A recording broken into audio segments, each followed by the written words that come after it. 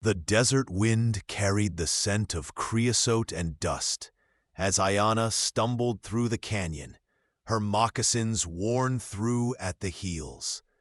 Blood from the whip marks across her back had seeped through the thin cotton dress she'd stolen from the mission's clothesline 3 days ago.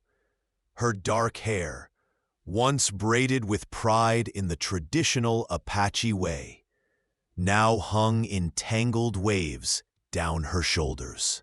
She'd been running for 6 days since escaping the reservation school, that prison where they tried to beat the Apache out of her, where Father Benedict's leather strap had taught lessons more vicious than any her people's warriors had ever delivered. The sun hammered down mercilessly as she reached the edge of a dried creek bed. Her legs gave out, and she collapsed against a boulder, her breathing ragged. Through cracked lips, she whispered a prayer to Usan, the giver of life, though she wondered if he could hear her any more after all the Christian hymns they'd forced down her throat. Before we continue with Ayana's journey, I'd love to ask you to take a moment to subscribe to the channel and give this video a like. Your support truly means everything to us and motivates us to bring you more quality stories like this one. Also, I'm curious, where are you listening from today? Drop a comment and let me know. She fumbled with the silver bracelet on her wrist, the only thing she had left of her mother, who died of fever at the school 2 winters ago. Maybe she could trade it for water, for bread, for anything. The trading post couldn't be more than 5 miles north if she'd read the stars correctly. But would they even serve her? Would they call the Indian agents? "I can't take it anymore," she cried out to the empty sky, her voice breaking. The words came in English. They'd beaten the Apache language out of her mouth, though never out of her heart. The sound of hoofbeats made her scramble behind the boulder, her heart hammering. A rider emerged from the heat shimmer, a man on a paint horse, his silhouette broad-shouldered against the sun. As he drew closer, she could see he wasn't a soldier or an Indian agent. He wore simple rancher's clothes, a wide-brimmed hat shading his face, and he moved with the easy confidence of someone who belonged to this harsh land. Jacob Thornton had been tracking the wild mustangs that roamed these canyons for 3 weeks, but the tracks he'd been following for the last mile weren't from horses. They were human, small, staggering. When he spotted the woman behind the boulder, trying to make herself invisible, his chest tightened. Even from 20 feet away, he could see the blood staining her dress, the way she held herself like a wounded animal, ready to fight or flee. He dismounted slowly, keeping his hands visible. "Easy now. I'm not here to hurt you."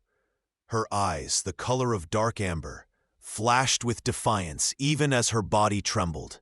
She held up the silver bracelet with shaking fingers. "Take it.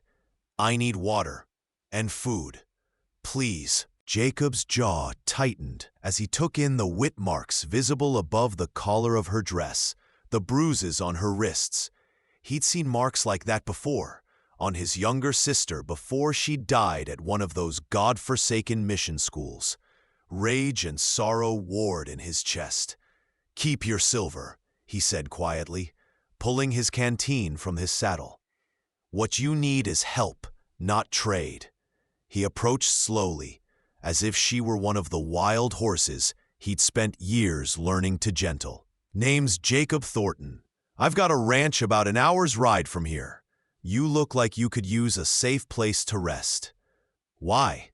The word came out sharp, suspicious. "Why would you help me?" He met her eyes steadily. "Because leaving you here would make me less than a man." He held out the canteen. "And because I reckon you've got more courage in your little finger than most folks have in their whole body, running this far." She took the canteen with trembling hands, drinking deeply, water spilling down her chin. When she lowered it, her eyes had filled with tears she refused to let fall. "They'll come looking for me. The school, the agents. Then we'd better get moving." Jacob turned his back, a deliberate show of trust, and gathered his horse's reins. "Can you ride?" "I'm Apache," she said, and despite everything, there was pride in her voice. "I could ride before I could walk." The corner of his mouth lifted. "Good. Then hold on, wild one. Your blood is that of a warrior. We've got ground to cover before sunset." Something in his words, the respect, the acknowledgement of what she was rather than what others had tried to make her, cracked something in her chest. She took his offered hand and let him help her onto the paint horse settling behind him. As his body heat seeped through her torn dress and his steady presence anchored her, she felt something she hadn't felt in years: hope. A ride to Jacob's ranch passed in a blur of pain and exhaustion.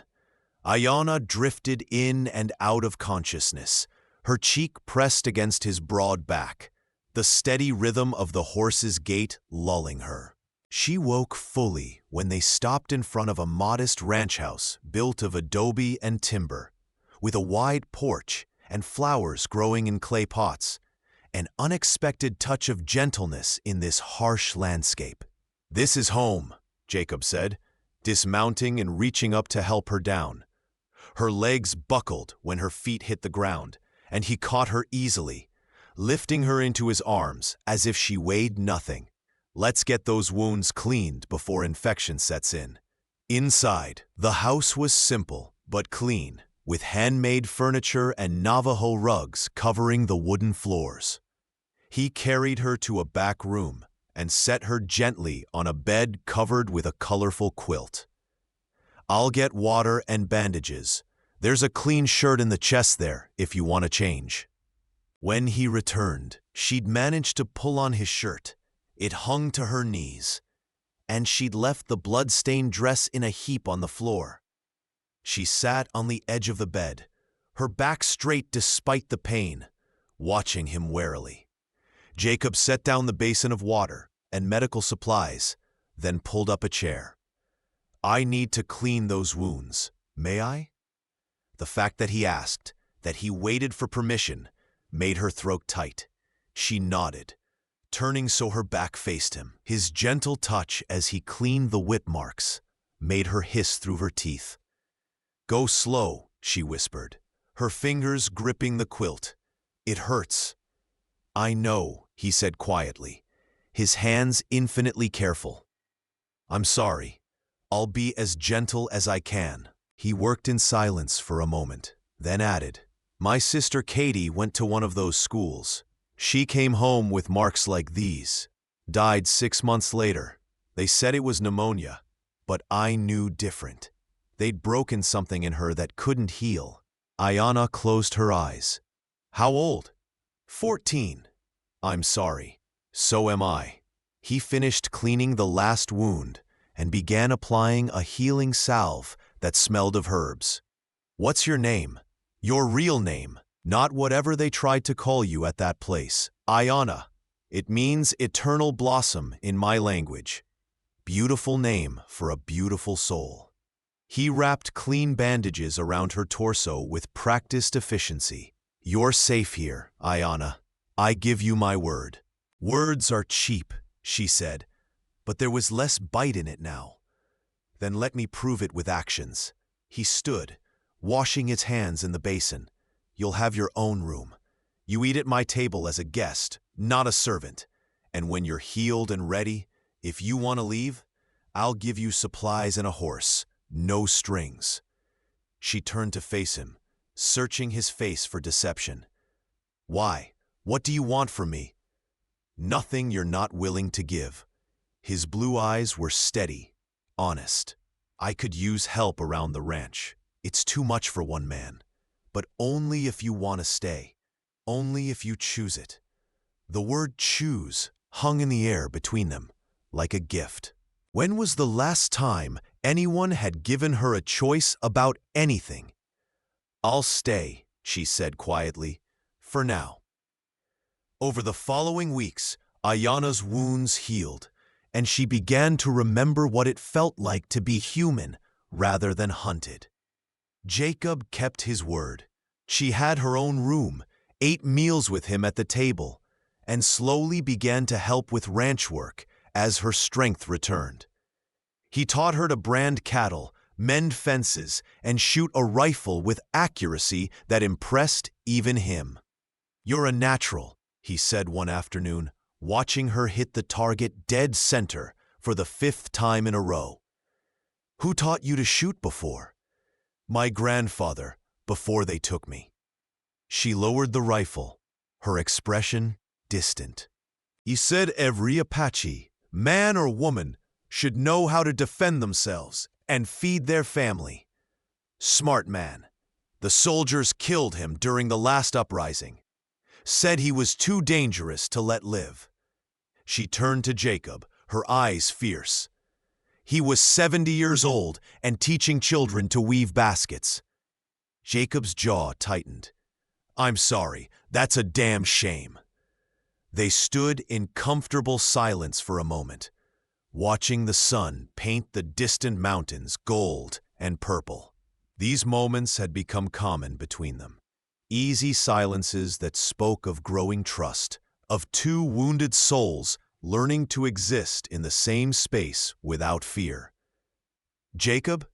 Her voice was soft. "Thank you for not treating me like I'm broken." He turned to her, his expression serious. "You're not broken, Ayana.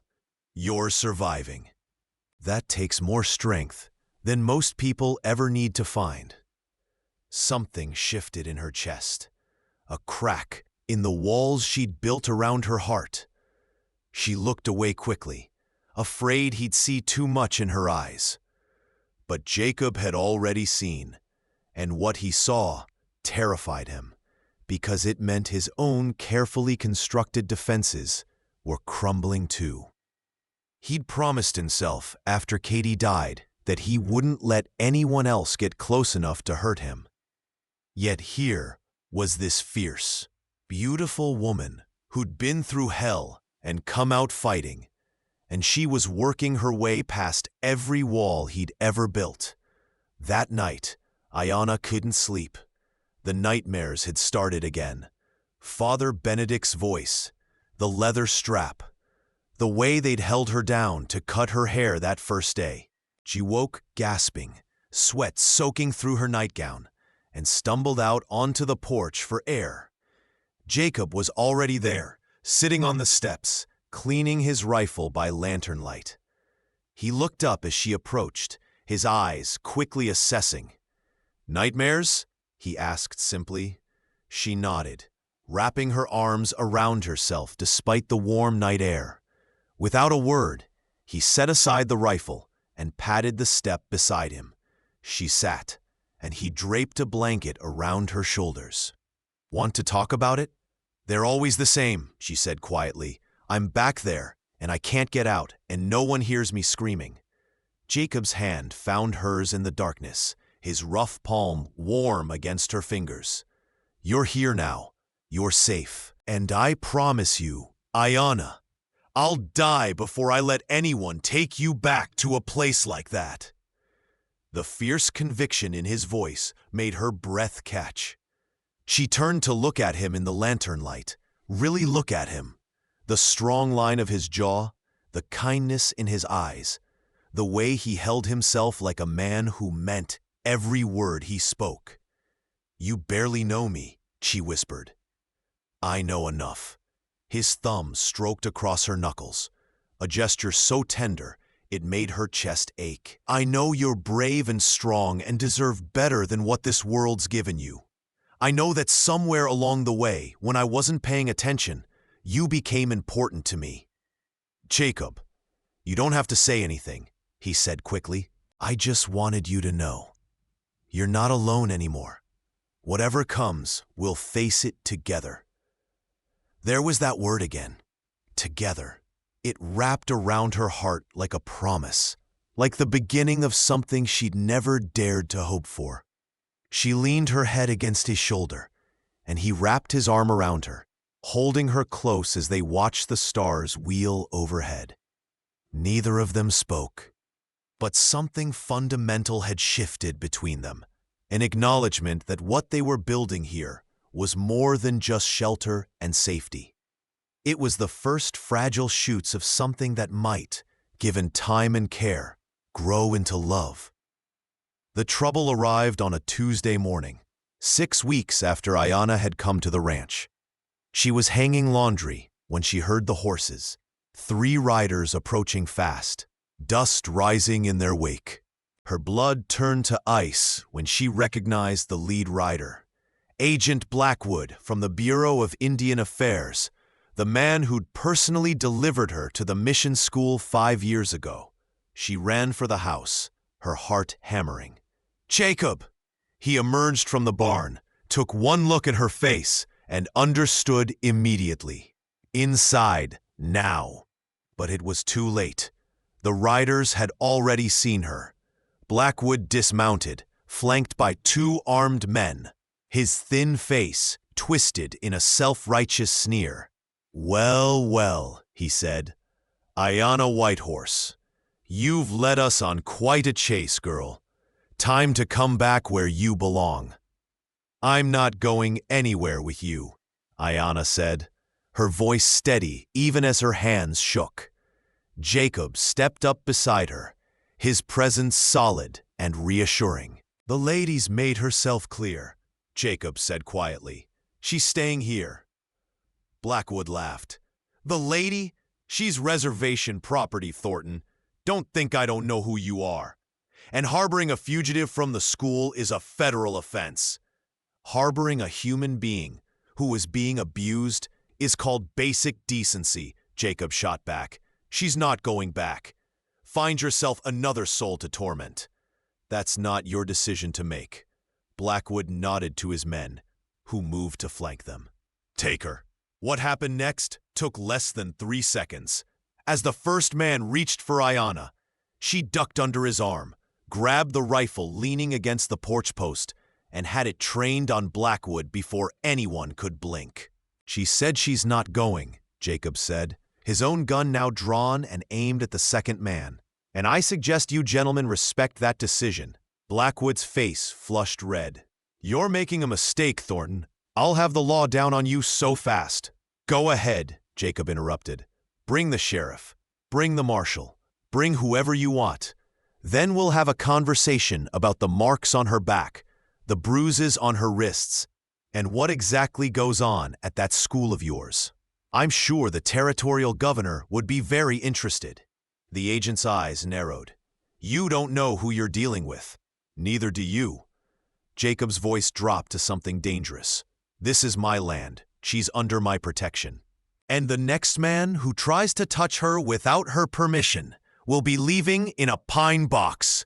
Am I clear?" The standoff held for a long moment, tension crackling in the air like lightning about to strike. Finally, Blackwood sneered and climbed back on his horse. "This isn't over, Thornton. She's property of the federal government, and I will be back with proper authority."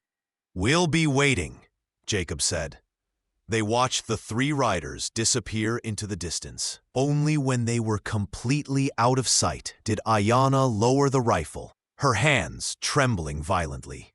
Jacob gently took the gun from her and set it aside, then pulled her into his arms. "You're safe," he murmured into her hair. "I've got you." "They'll come back," she said against his chest. "With more men, with legal papers. They always win, Jacob. They always take what they want." "Not this time." He pulled back enough to look into her eyes. "Listen to me, Ayana.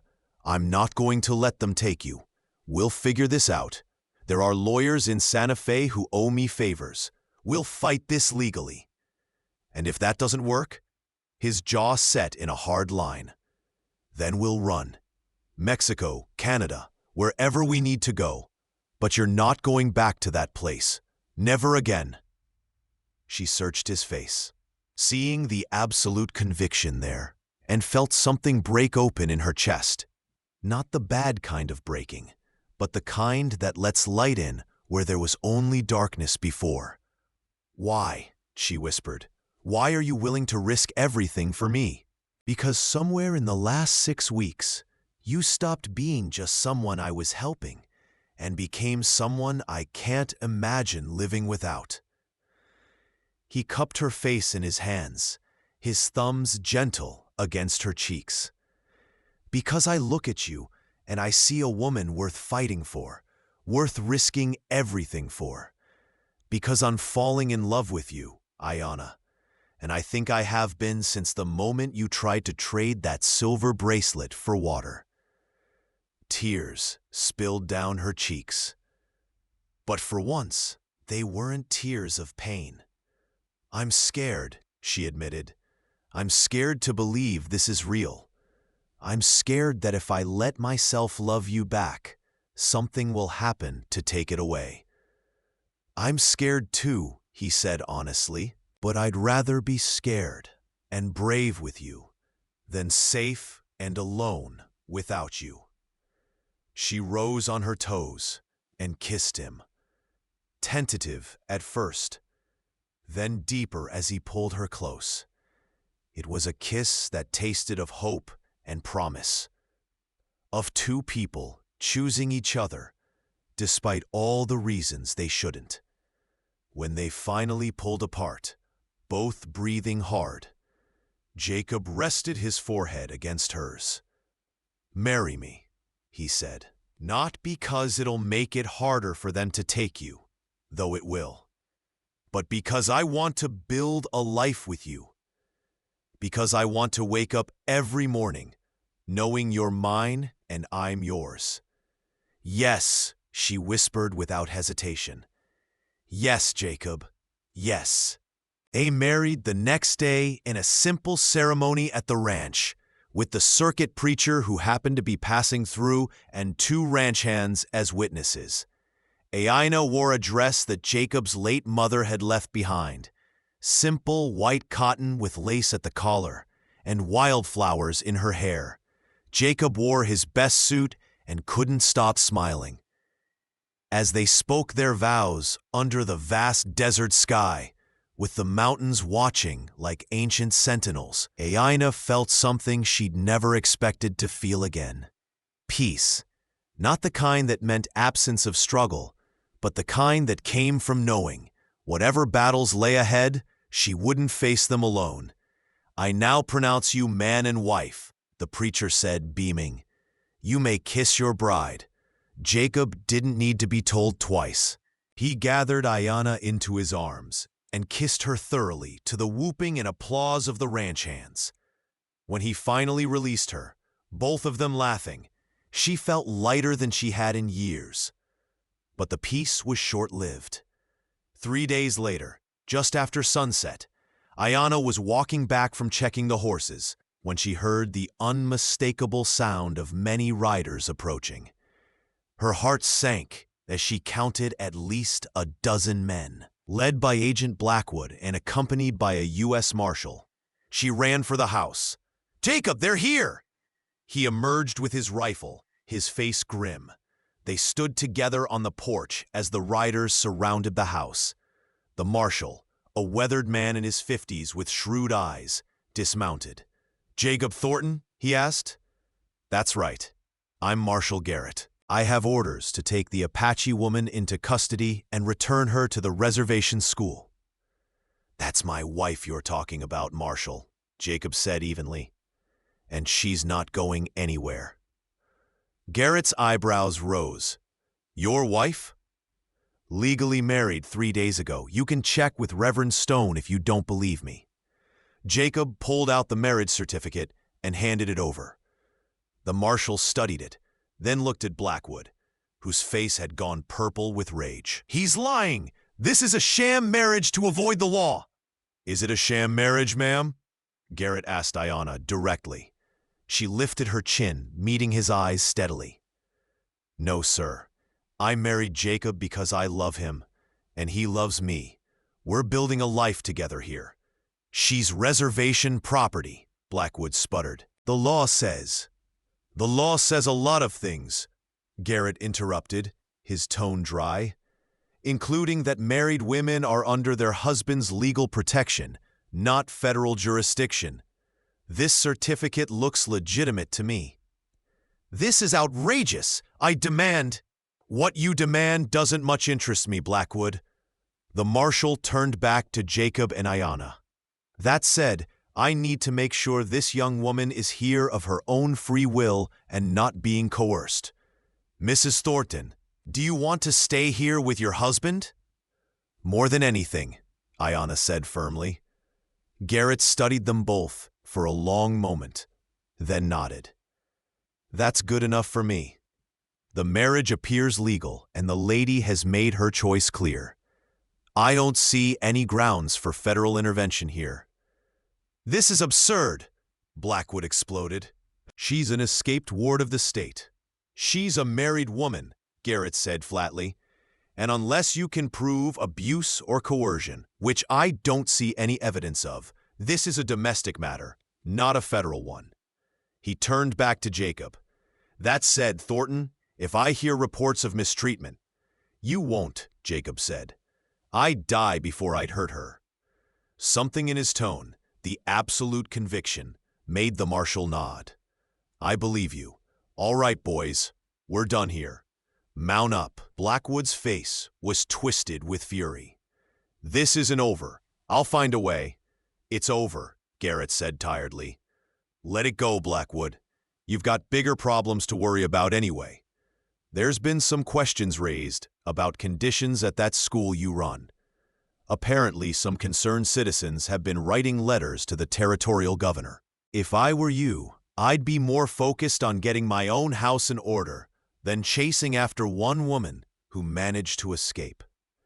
Jacob and Ayanna exchanged quick glances. They both knew who'd been writing those letters. Jacob had spent every evening for the past week documenting everything Ayanna remembered about the school and sending detailed reports to every government official he could think of. As the riders departed, Blackwood threw one last venomous look over his shoulder. You haven't won, White Horse. People like you don't get happy endings. Maybe not, Ayanna called back, surprising herself with her boldness. But I'm going to try anyway.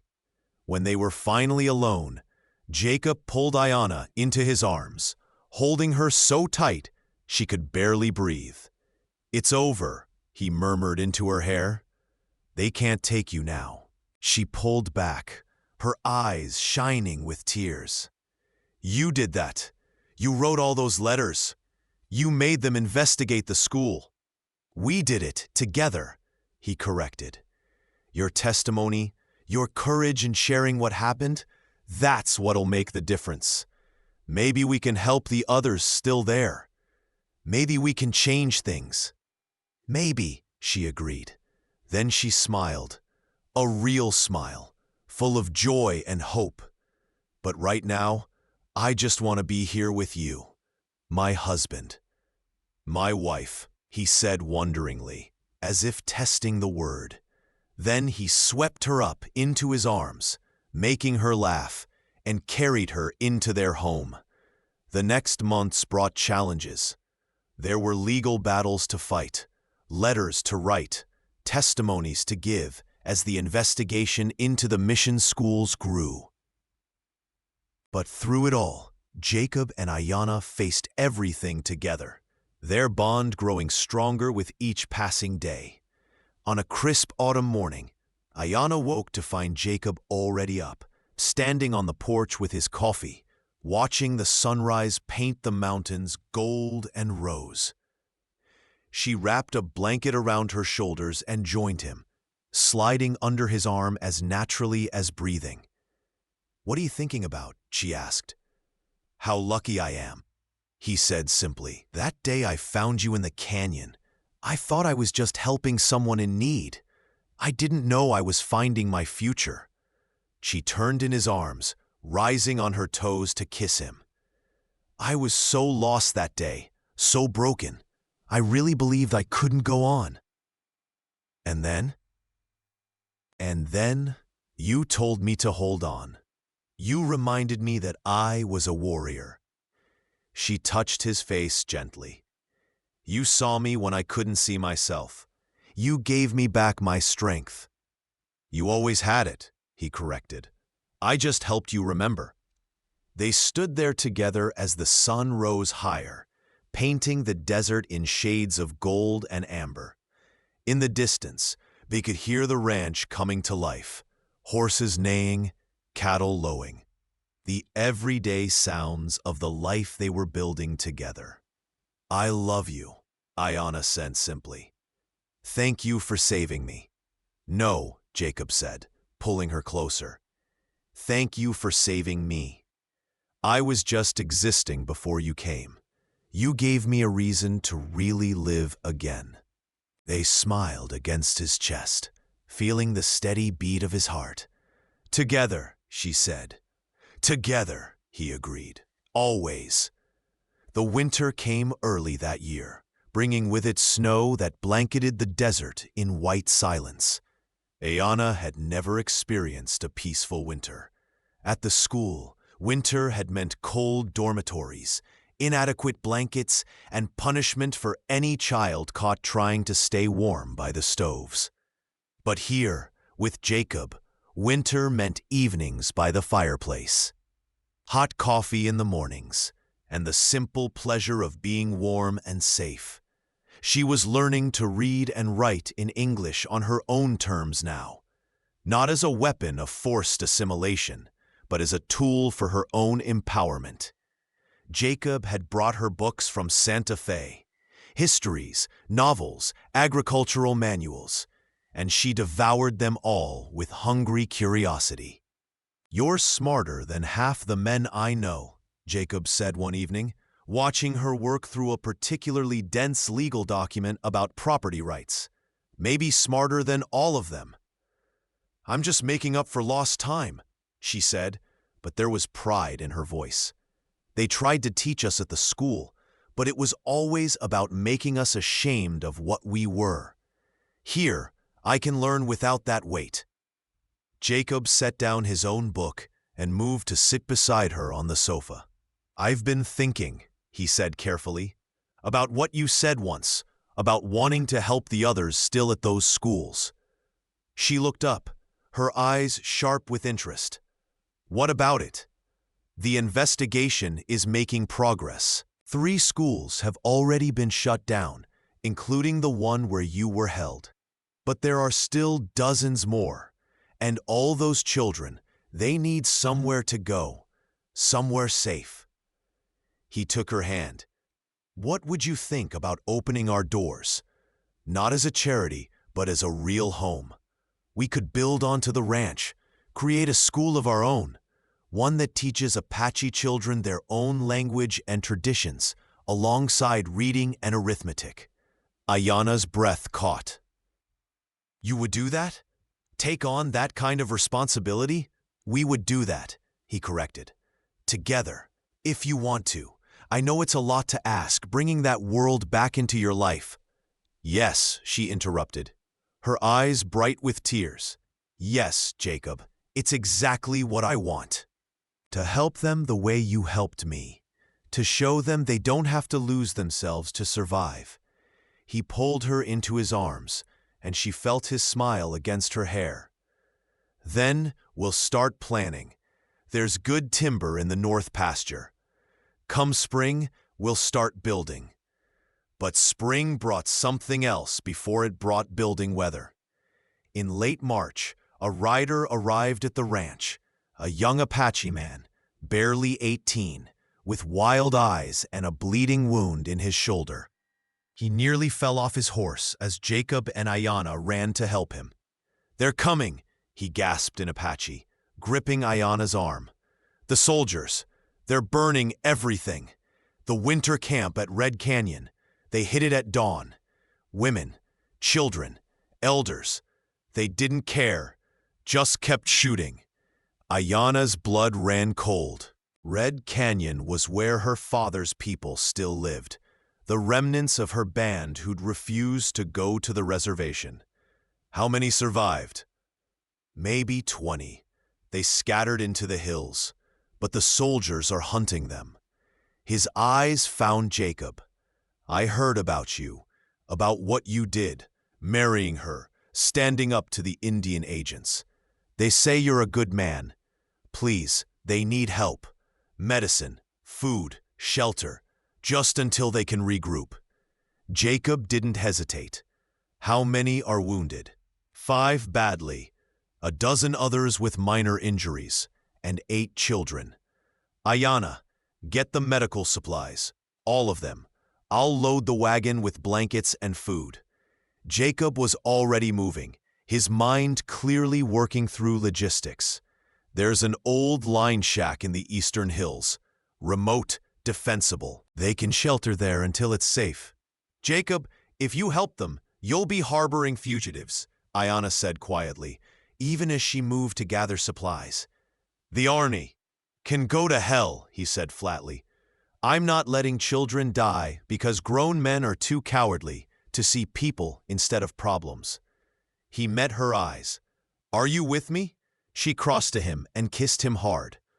Always. They worked through the night, loading the wagon and preparing the line shack. At dawn, they set out with the young man, whose name was Nawel, guiding them. The ride took 4 hours through rough terrain, and when they finally reached the hidden canyon where the survivors had gathered, Ayana's heart broke. The people huddled in the rocks were ghosts of the proud Apache she remembered from her childhood. Gaunt, terrified, bleeding. Women clutching children who cried quietly, having learned that noise meant danger. Old men with empty eyes, and the wounded, so many wounded.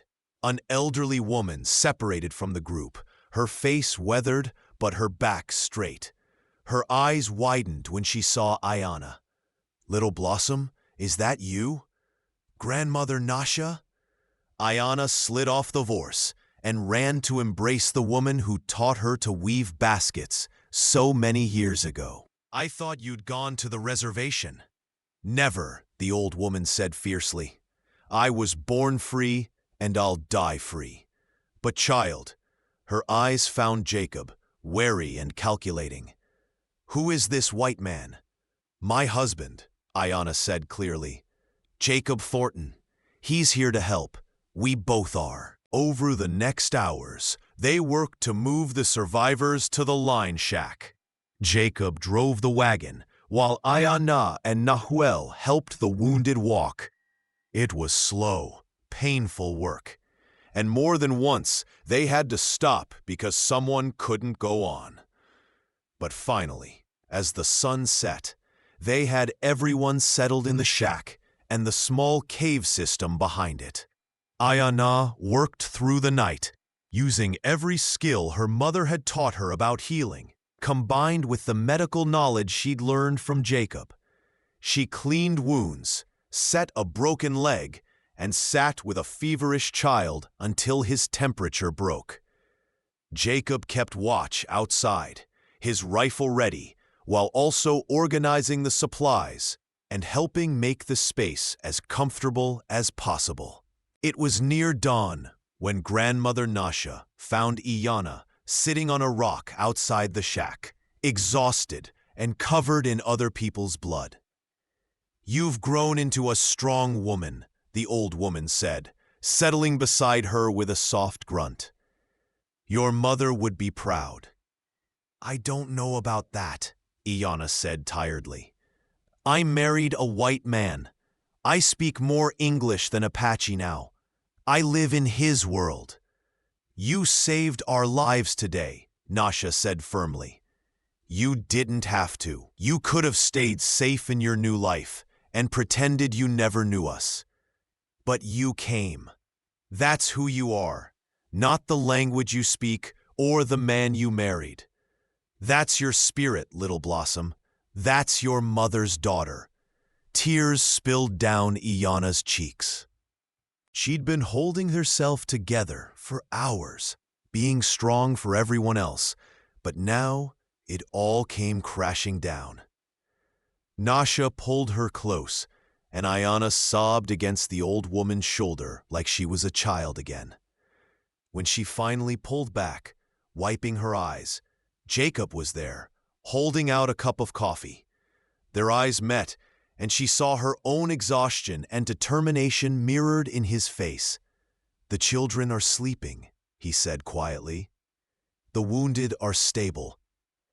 We did good work tonight." "Tonight," Nasha repeated, studying Jacob with sharp eyes. "But what about tomorrow? Next week? The soldiers will keep looking." "Then we'll keep hiding them," Jacob said, "for as long as it takes. I own 1,500 acres. There are plenty of places to shelter people. And when the time is right, we'll help them get to Mexico or wherever they want to go to be safe." "You risk much for people you don't know," Nasha observed. "I know Ayanna," Jacob said simply, "and that's enough. Her people are my people now." The old woman's face softened. "Perhaps I was wrong about white men. Perhaps some still remember how to be human." She stood, placing a weathered hand on Jacob's shoulder. "You are welcome among us, Jacob Thornton. You are Apache now, in spirit if not blood." It was one of the highest honors that could be given, and Ayanna saw that Jacob understood the weight of it. He placed his hand over Nasha's. "Thank you, grandmother. I'll try to be worthy of that trust." For 3 weeks, they sheltered the survivors, bringing supplies every few days and working to heal the wounded. Slowly, the people began to recover, not just physically, but in spirit. Children started to play again. Women sang as they worked. The men began to plan for the future, instead of just surviving the present. But trouble, as it always did, found them. Ayanna was leading a pack horse through the canyon when she heard the sound that made her blood freeze. Dogs barking in the distance, and the unmistakable sound of many horses. The army had found their trail. She dropped the lead rope and ran, her heart hammering. When she burst into the shack, everyone turned to look at her, and they all knew. They'd all heard that sound before. "How far?" Jacob asked, already moving to gather weapons. "Maybe 15 minutes, she gasped. "Too many to fight. Maybe 20 soldiers." Nahuel cursed. "The children can't outrun horses. Neither can the wounded." "Then we don't run," Jacob said, his voice deadly calm. "Ayanna, get everyone into the caves, deep as they can go. Nahuel, you go with them. Help hide any traces. Grandmother, make sure the children stay absolutely quiet." "What are you going to do?" Ayanna demanded, already knowing and hating the answer. "I'm going to talk to them, stall them. This is my land. I've got a right to be here. If I can convince them I'm just checking my line shack, they might move on. And if they don't believe you," his jaw set in that stubborn line she knew so well, "then I'll make them believe me. Go, Ayanna, now." "I'm not leaving you." "Yes, you are." He grabbed her shoulders, his eyes intense. "Because if something happens to me, those people need you. You're the bridge between their world and this one. You're their hope. So you're going to go into those caves and you're going to keep them safe. And if I'm not back by nightfall—" "Don't," she said fiercely. "Don't you dare say goodbye to me." "I'm not." He kissed her hard. "I'm saying I'll see you soon. I love you, Ayanna. Remember that." "I love you too," she whispered. Then, because she had to, because lives depended on it, she turned and ran toward the caves. Jacob watched her go, then checked his rifle and stepped out into the clearing in front of the shack. He forced himself to look relaxed, leaning against the porch post as if he had all the time in the world. The soldiers appeared 5 minutes later, led by a hard-faced lieutenant with cold eyes. They spread out, surrounding the shack, weapons ready. Jacob kept his rifle pointed at the ground, unthreatening, but ready. "This is private property, Lieutenant," he called out calmly. "Can I help you with something?" "Jacob Thornton," the lieutenant asked. "That's right, I'm Lieutenant Hayes. We're tracking hostile Apaches. We have reason to believe they're in this area." "Haven't seen any Apaches around here," Jacob said, which was technically true, since they were all hidden in the caves. "Just me checking on my line shack. Had some fence damage from the winter storms." Hayes's eyes narrowed. "Your wife is Apache, isn't she?" "My wife is a U.S. citizen and a married woman," Jacob said, his voice hardening slightly.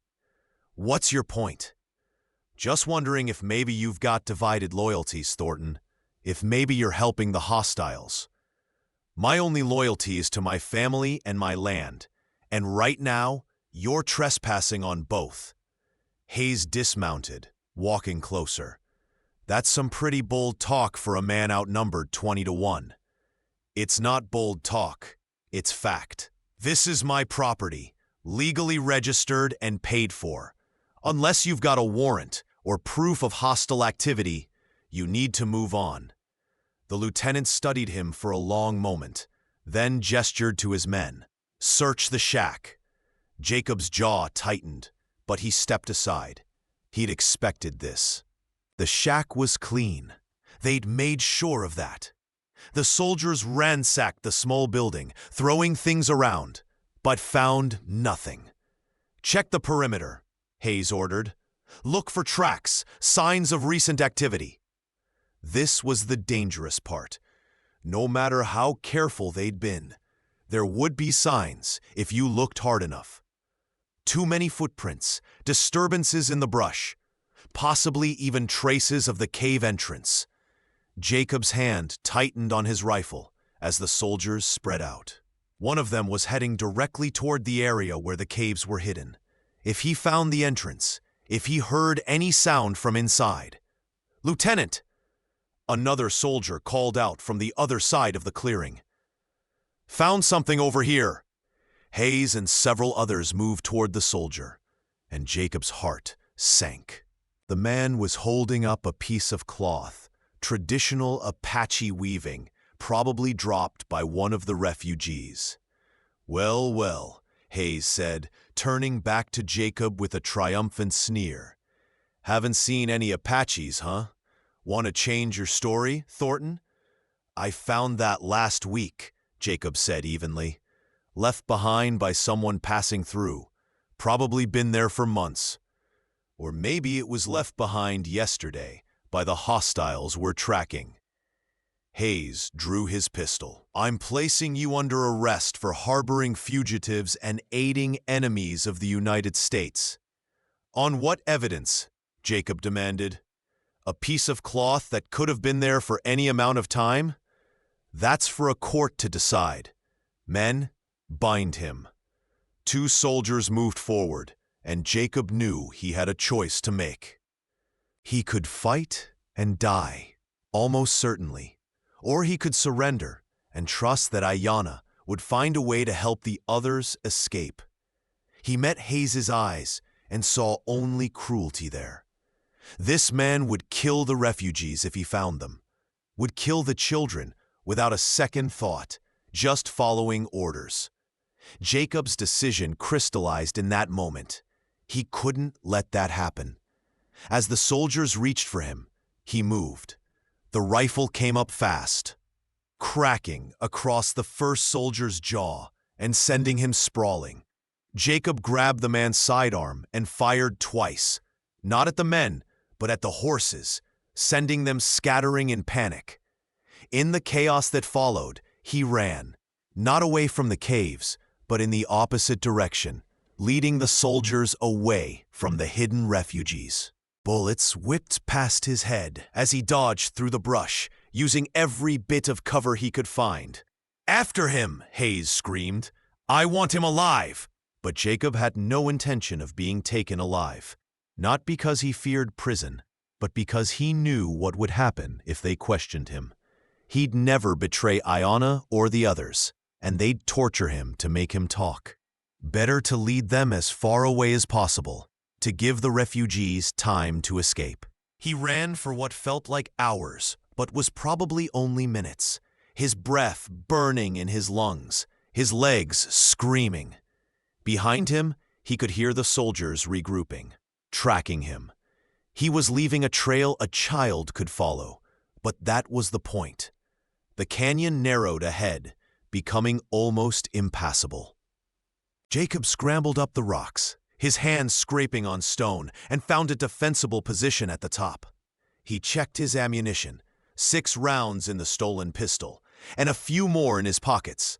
Not enough for 20 men, but enough to make them think twice. He settled behind a boulder and waited. The soldiers appeared below, cautious now, spreading out. Hayes called up to him. "Fortin, there's nowhere to go. Surrender now, and this goes easier for everyone." "I don't think so."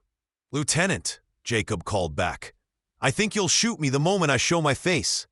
Then you'll die up there. We can wait you out." "Maybe," Jacob agreed.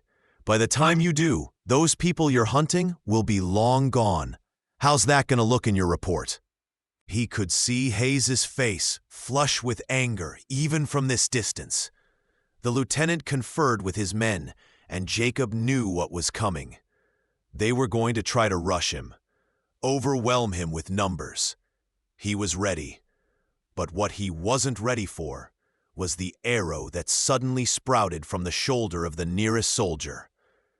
The man screamed and fell, and chaos erupted as more arrows flew from the rocks above the soldiers, arrows fired by Apache warriors.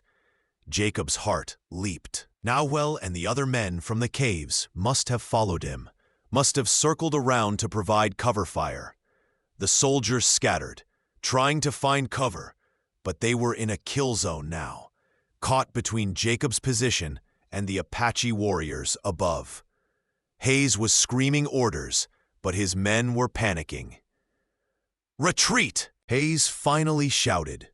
"Fall back!" The soldiers ran, leaving their wounded behind in their panic. Jacob waited until they were out of sight before climbing down from his perch. Nowell appeared from the rocks, grinning fiercely. "Couldn't let you have all the fun," the young man said. "You should have stayed hidden," Jacob said, but there was no heat in it. "Thank you. Thank you," Nowell corrected. "You led them away from our families. You were willing to die for us. That makes you our brother." Together they made their way back to the caves, helping the wounded soldier, who was more terrified than hurt, along with them.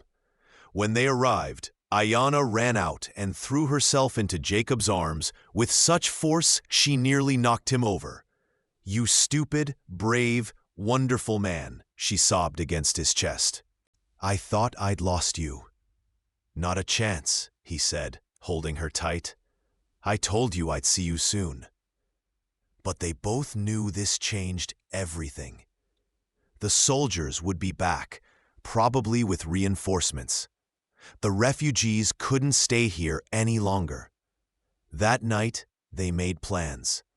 The survivors would split into smaller groups and make their way south to Mexico, where many Apache bands had already found refuge. Jacob would provide horses, supplies, and maps. It wasn't perfect, but it was their best chance. As they prepared to say goodbye, Grandmother Nasha took both Jacob and Iona's hands in hers. "You have given us our lives," she said solemnly. "That is a debt that cannot be repaid. But know this, you will always have family among the Apache, always have a place with us, and when the time comes that you need help, we will be there." "Take care of each other," Iona said, hugging the old woman tight. "And tell the others. Tell them what happened here. Tell them there are still good people in the world." "We will tell them," Nasha promised. "We will tell them about the white man who became Apache in his heart, and the Apache woman who never forgot her people. Your story will be remembered, little blossom. It will give others hope. The days following the refugees' departure were tense. Jacob and Ayanna waited for soldiers to arrive, for arrests, for consequences. But none came. Apparently, Lieutenant Hayes had no desire to explain to his superiors how he'd lost a confrontation with a single rancher and a handful of Apache warriors. Still, they both knew their lives had changed. Word would spread about what they'd done. Some would call them heroes. Others would call them traitors. But they'd made their choice, and they stood by it together. Spring turned to summer, and they began building the addition to the ranch, the school they'd dreamed of. Word spread through the Apache grapevine about the ranch where children could learn without losing their culture, where the old ways were honored alongside the new. The first child arrived in July, a girl of 8 whose parents had died in the same raid that had scattered Grandmother Nasha's people. Then 2 brothers, 10 and 12. Then more, until by autumn they had 15 children living at the ranch, learning and growing and healing. Ayanna taught them Apache traditions and language in the mornings. Jacob taught them reading, arithmetic, and practical skills in the afternoons. And together they created something beautiful, a place where children could be both Apache and educated, where they didn't have to choose between their heritage and their future. One evening in late autumn, as Ayanna helped the youngest children prepare for bed, she felt Jacob's arms slide around her waist from behind. She leaned back against him, watching the children with soft eyes. "We did this," he murmured in her ear. "We made something good out of all that pain." "We did," she agreed.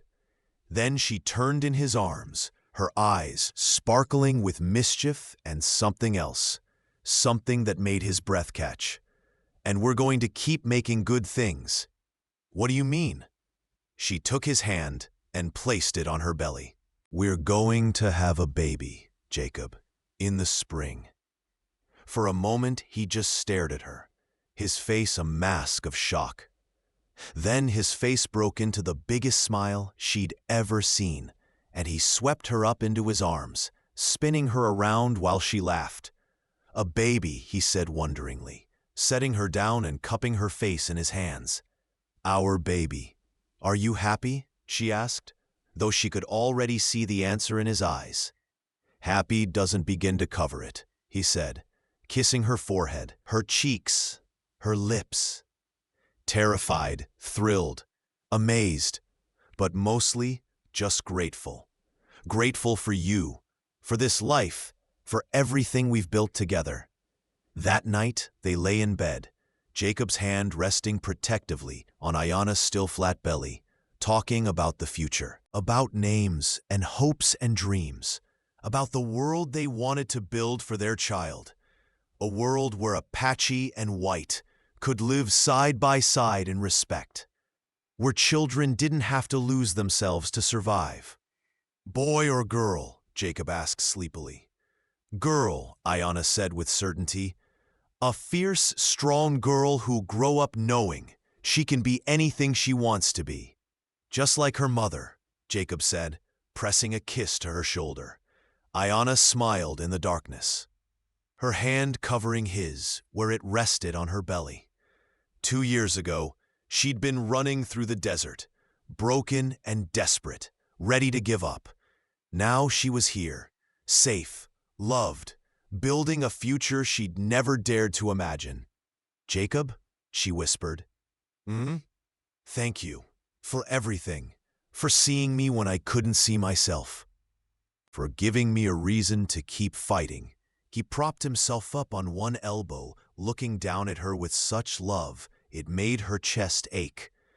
"Ayanna, you saved me just as much as I saved you. Maybe more. You showed me what it means to be brave, to stand up for what's right, even when it costs everything. You made me a better man." She pulled him down for a kiss, slow and sweet and full of promise. And as they held each other in the quiet darkness, both of them knew, whatever challenges lay ahead, whatever the future held, they would face it together, the way they always had, the way they always would. Winter came again, and with it, Ayana's belly grew round with their child. The children at the ranch watched with fascination as she moved more slowly, her hand often resting on her bump. She taught them about birth and life and the sacred nature of bringing new souls into the world. On a cold February morning, the contractions began.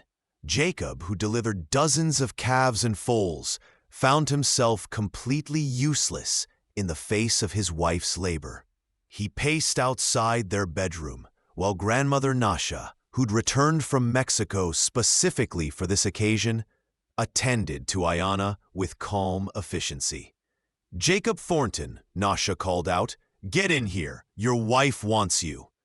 He rushed in to find Ayana on the bed, her face slicked with sweat, her hand reaching for his.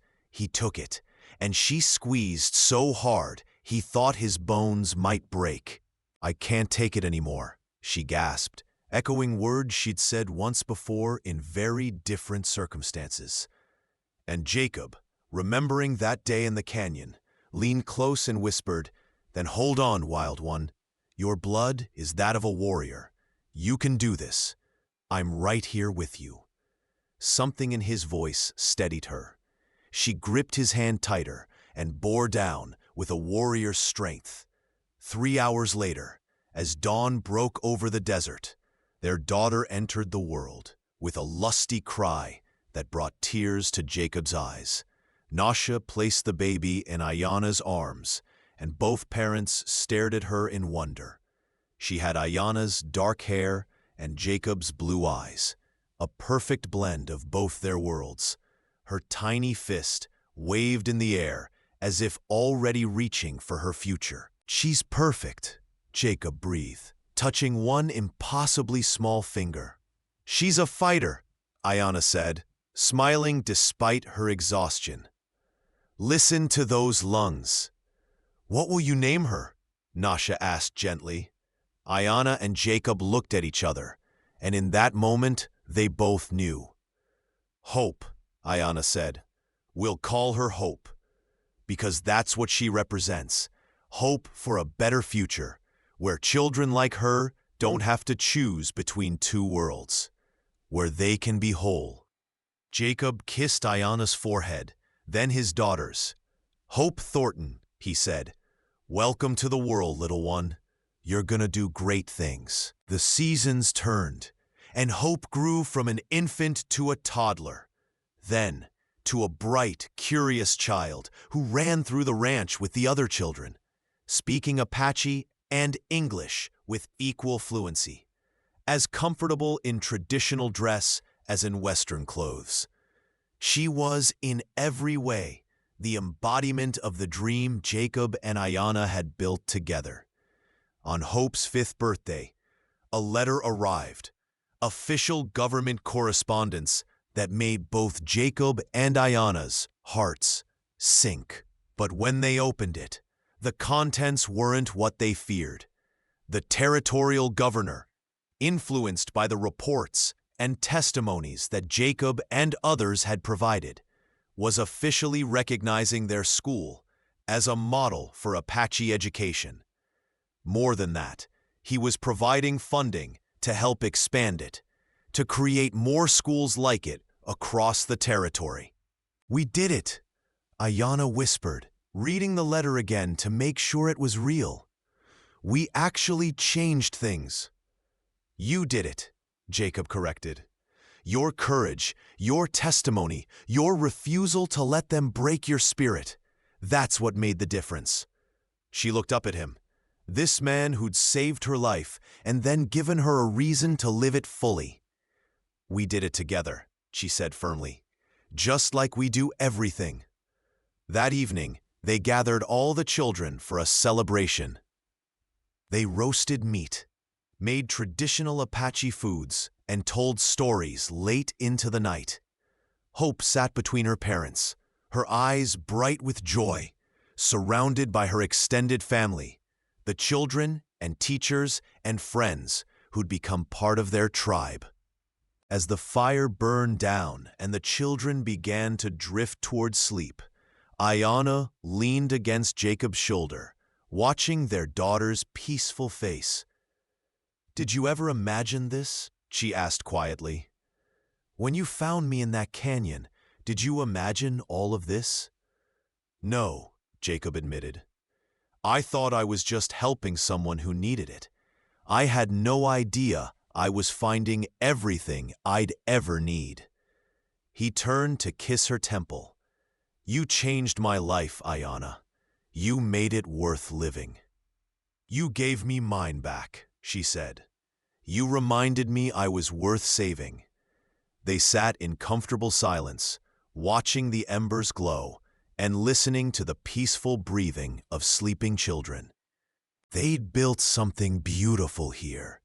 Not just a school or a ranch, but a community, a family, a place where wounded souls could heal and broken spirits could learn to fly again.